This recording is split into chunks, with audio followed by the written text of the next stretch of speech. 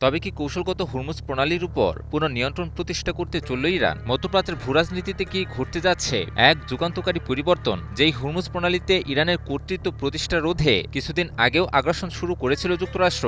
এবার সেই হুরমুজ প্রণালীতেই পূর্ণ নিয়ন্ত্রণ প্রতিষ্ঠা করতে চলল ইরান। এবার কি করবে যুক্তরাষ্ট্র?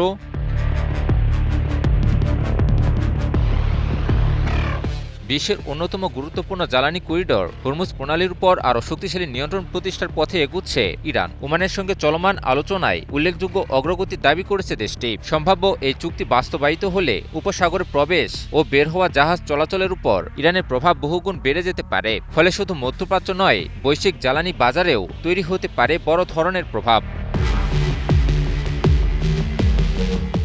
সূত্রের বরাত দিয়ে ব্রিটিশ বার্তা সংস্থা রয়টার্স জানিয়েছে, ইরান ও ওমানের মধ্যে হুরমুজ প্রণালী নিয়ে আলোচনা এখন গুরুত্বপূর্ণ পর্যায়ে পৌঁছেছে। সম্ভাব্য চুক্তির আওতায় উপসাগরে প্রবেশকারী জাহাজের চলাচল নিয়ন্ত্রণে ইরানের ভূমিকা আরও বাড়তে পারে। যদিও এখনও কয়েকটি গুরুত্বপূর্ণ বিষয় নিয়ে দুই পক্ষের আলোচনা শেষ হয়নি, তবে ইরানের দাবি আলোচনায় ইতিমধ্যেই উল্লেখযোগ্য অগ্রগতি অর্জিত হয়েছে। হুরমুজ প্রণালী বিশ্বের সবচেয়ে গুরুত্বপূর্ণ জ্বালানি বাণিজ্য পথগুলোর একটি। প্রতিদিন বিশ্বের বিপুল পরিমাণ অপরিশোধিত তেল ও তরলীকৃত প্রাকৃতিক গ্যাস এই পথ দিয়ে আন্তর্জাতিক বাজারে পৌঁছে। ফলে এই প্রণালীর নিয়ন্ত্রণে যে কোনো পরিবর্তন বিশ্ব অর্থনীতি, জ্বালানির দাম এবং আন্তর্জাতিক বাণিজ্যে সরাসরি প্রভাব ফেলতে পারে। এদিকে সম্ভাব্য এই চুক্তি নিয়ে এখনও প্রকাশ্যে কোনো মন্তব্য করেনি যুক্তরাষ্ট্র। তবে প্রেসিডেন্ট ডোনাল্ড ট্রাম্প বলেছেন, হুরমুজ প্রণালী পুনরায় চালু ও স্থিতিশীল রাখতে একটি সমঝোতা খুবই কাছাকাছি। যদিও মার্কিন কর্মকর্তারা স্পষ্ট জানিয়েছেন, বিশ্বের সবচেয়ে গুরুত্বপূর্ণ এই নৌপথের নিয়ন্ত্রণ সম্পূর্ণভাবে ইরানের হাতে চলে যাক এমন কোনো ব্যবস্থায় ওয়াশিংটন সম্মত হবে না।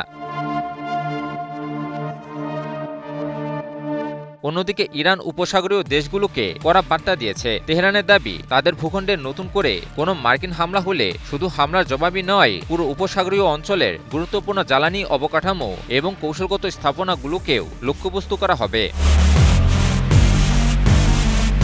বিশ্লেষকদের মতে, হরমুজ প্রণালী নিয়ে ইরান ওমানের এই আলোচনা সফল হলে তা সাম্প্রতিক সংঘাতের পর তেহরানের সবচেয়ে বড় কূটনৈতিক অর্জন হিসেবে বিবেচিত হতে পারে।